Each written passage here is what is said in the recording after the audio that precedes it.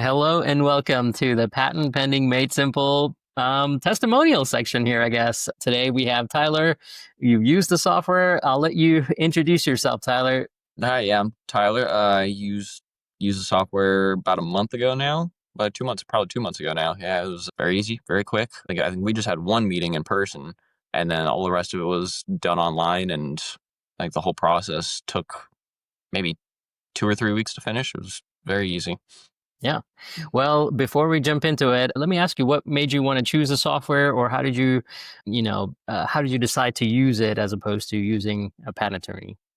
Well, I actually had no idea about the software until you had told me about it, and when you kind of laid it out, and it was basically it was more cost effective for me to use the software instead of a patent attorney. It was $700 and still has the patent attorney had you go through and double check it, make sure everything looked good and was ready to get submitted to the patent office. So really for me it was much more cost effective to just use the software, put everything in myself, because all I did was really just give some general descriptions, write a couple of paragraphs about what each component did, and then the AI just built the whole application.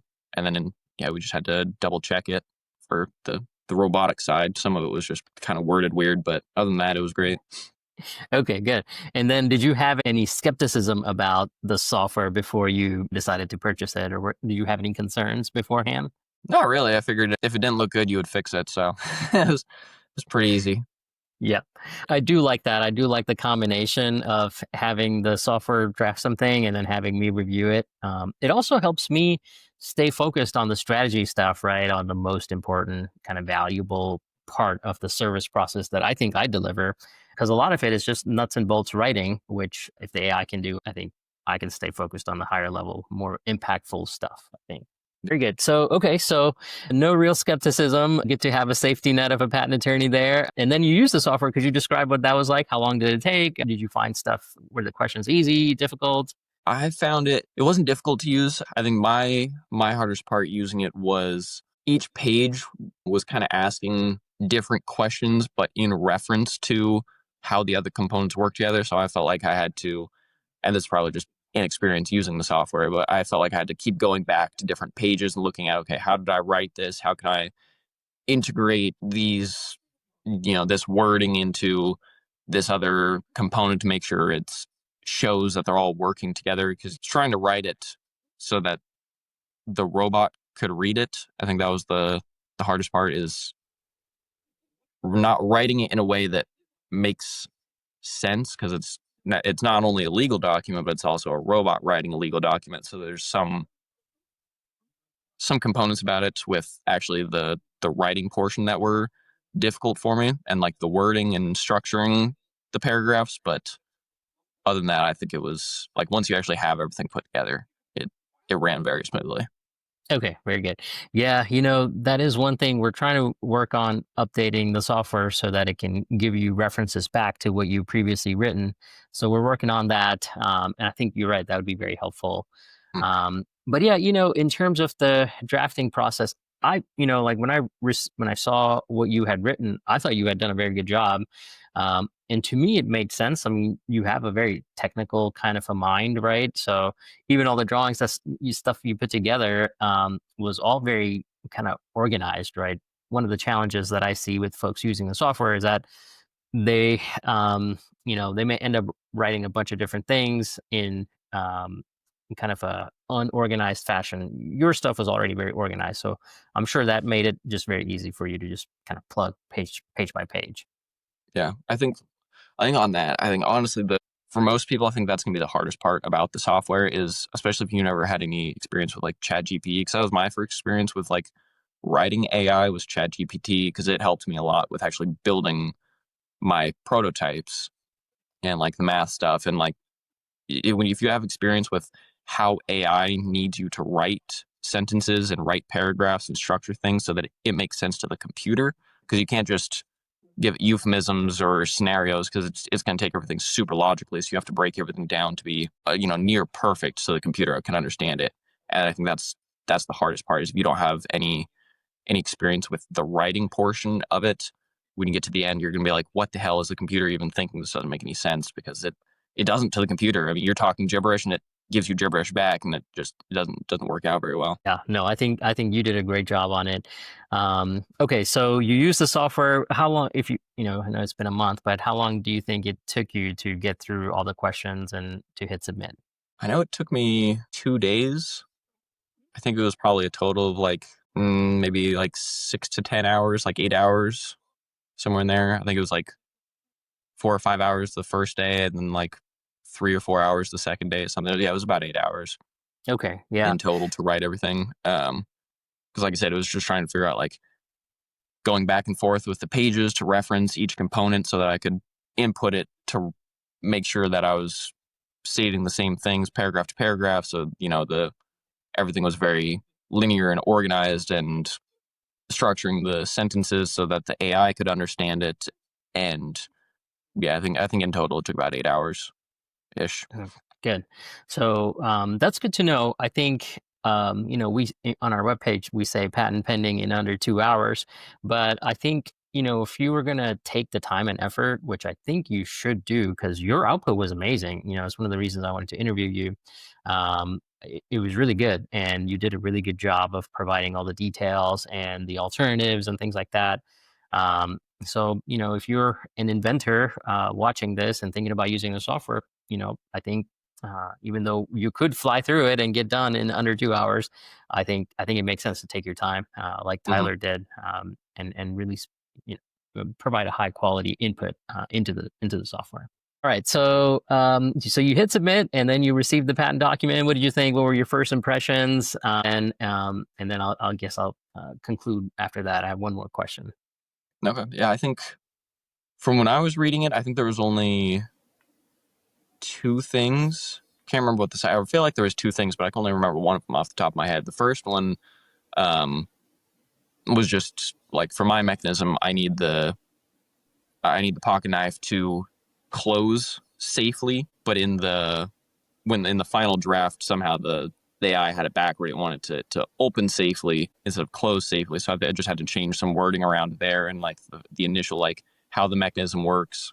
And then you had me add. I think the second thing was you had me add like the pictures and everything over from my CAD program, and that was interesting to figure out how to convert everything to a drawing to a PDF to get it sent over to you to add in. Yeah, 'cause I don't even know what I had put in originally. I think it was like an IGES file or something that wasn't going to convert correctly. But yeah, I think that was the only thing, is just just that wording in the beginning, and then the inputting the images for it. But other than that, it looked like it came out great. But I have no idea. Well, you went above and beyond. We haven't created the software to accept all sorts of different file types. I mean, most people are entering JPEGs, right? So that's how we set up the software. Actually, that should be on our roadmap at some point to be able to take these CAD files, because they're a lot Okay. more detailed. You get a lot more views on it. So yeah, there was that hiccup there, but I think we worked through that pretty easily in terms of just getting PDFs in. Um, so yeah, and I agree. I read through your document and I was like, hey, I had some thoughts and edits, but by and large, I thought it was very good. It's a very good first draft. I'm usually looking for big picture legal errors, right? So things that could limit the scope of your rights down the road or may affect the scope of the invention down the road. And, there were very few things there that caught my attention. I mean, all the other stuff was just wordsmithing and tweaking. So nothing that was dangerous that I saw, which was, I think, good news. I think yeah, I think with the wordsmithing part, because I remember each page that you go on had it worded slightly differently in like the example paragraph at the bottom, whereas like I can't remember what it said. It was very legal technical, but if I don't know if there's a way for you guys on like the software end to put in like a tab or something on the side that Mm. just has like use these sentences, like structure it this way, have it start it like this component references all the other stuff. Honestly, I don't even remember what I was saying, but I just remember that every time I wanted to start a paragraph or like reference other things, there was like some very specific language that the AI wanted to use, but it didn't just input it for me. So I had to keep going back and reference it. I think I ended up just finally copying and pasting into a Google Doc and just would go grab that and just put it back in wherever I needed it to. So it was all the Mm, same language every time. But I don't know if there's a yeah, way to that you guys could just add that in to just yeah, do it automatically at some point, or just give you like a copy and paste option off to the side so you can save your notes kind of thing. yeah, yeah. That's a good point. I do, that's one of the things we're working on with, just we're trying to create a tab on the side where there's it's going to have three things ideally. One are just some, YouTube videos of me explaining some of these things. Two, like maybe a definitions or some kind of reference section, right? So like it's all kind of in one place, and then all the terminology that you use. So we break inventions into major components and minor components, and you should be able to reference your major components on a sidebar or side panel all the time, which will make the whole thing a lot easier to work with. I think you're right. Yeah, Yeah.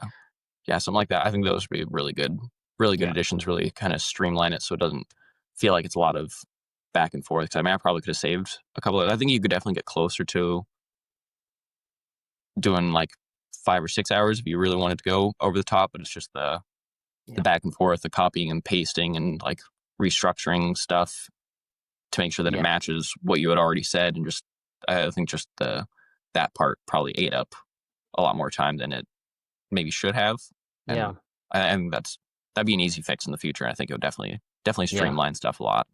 Yeah, this is super helpful. Yeah, because like I said, the software is very much in its early stages, and there's probably a million things we could do better. But I think this really helps me focus in on what may be the most important value add kind of components or pieces to this. So super helpful. So a side panel.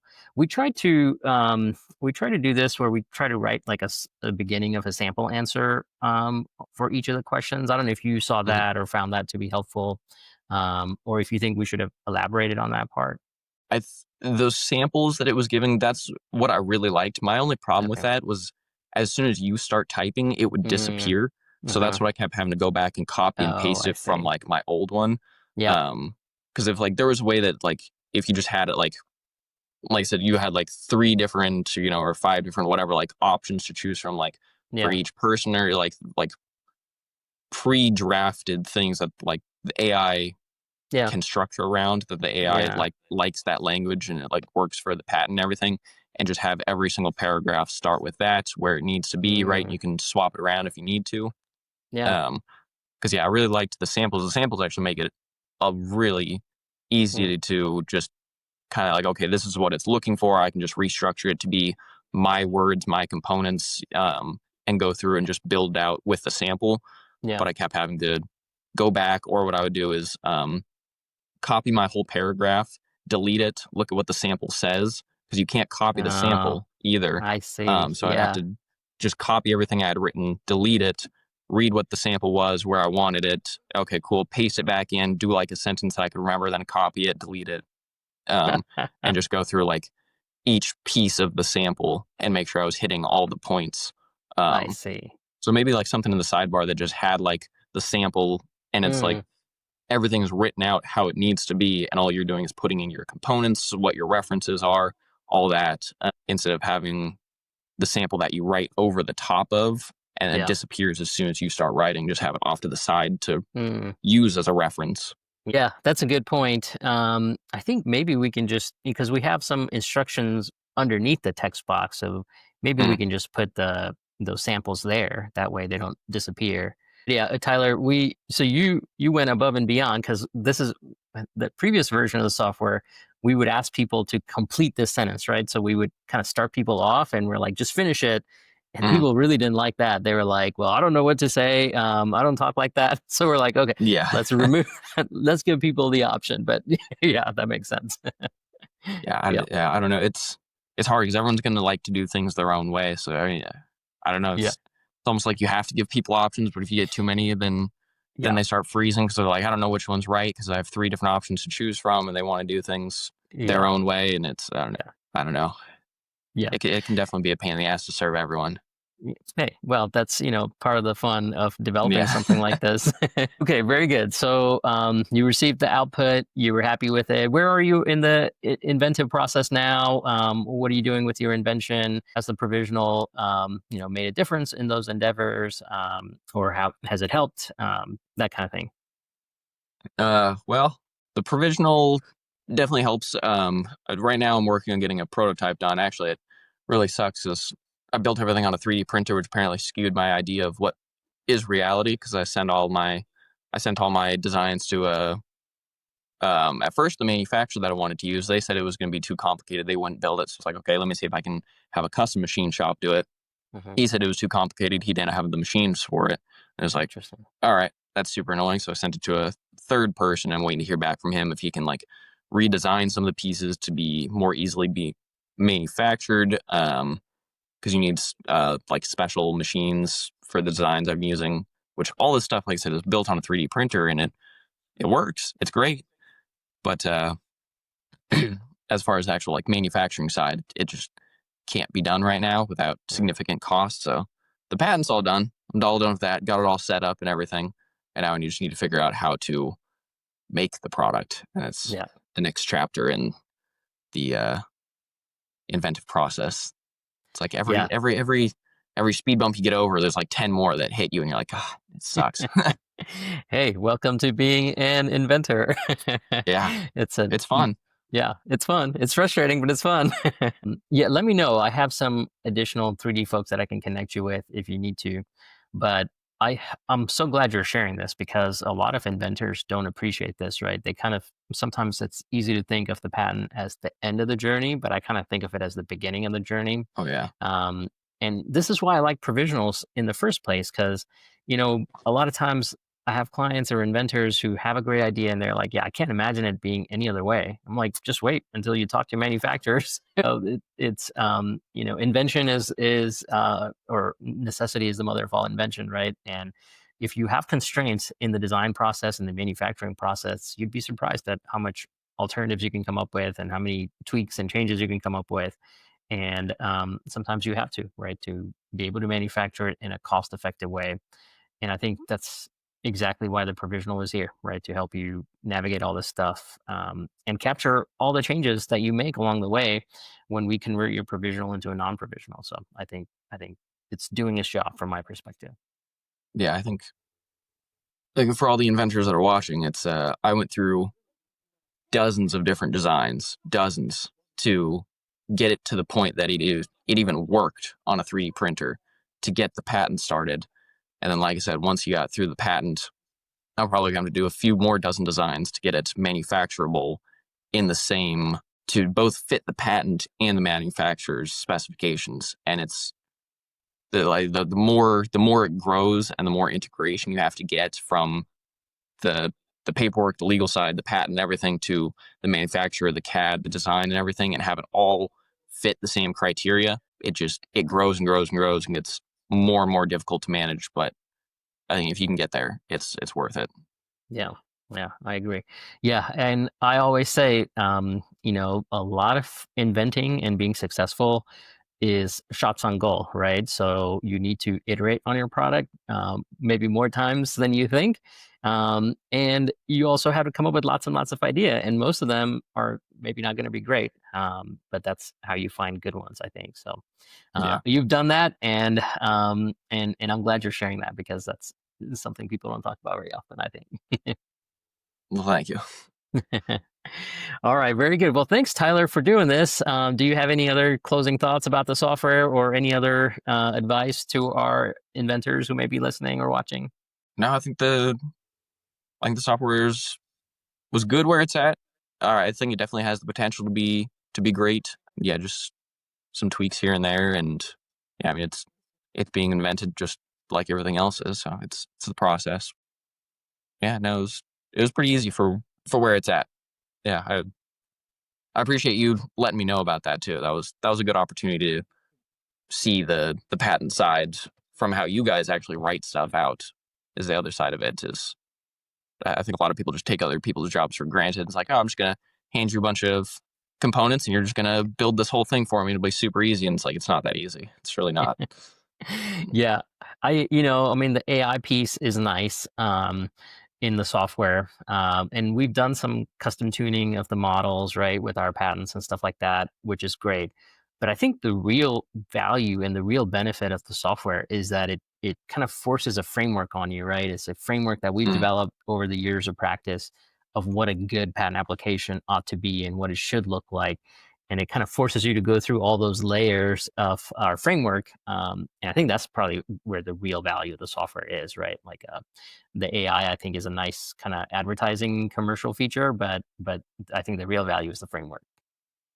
yeah, Yeah. yeah. No, it's structured very well to work, and it does. And yeah, like I said, I think my only issue with it was the references and getting the information back and forth. I think it's like the biggest thing that can be improved on. But like once that's fixed, it's gonna be so much easier, so much more streamlined, and really, really easy to use. Oh, great. Okay, good. Well, I'm happy to hear that. And I'm happy to hear that the inventive process is still going and going strong. Keep us posted. I'd like to have you back on at some point and share about what it was like to get it to market. But Tyler, thank you so much again. I'm very grateful for you sharing your time and taking the time to do this. I appreciate it. Absolutely, Summer. I appreciate your time. You have a good rest of your day. You too. Thank you.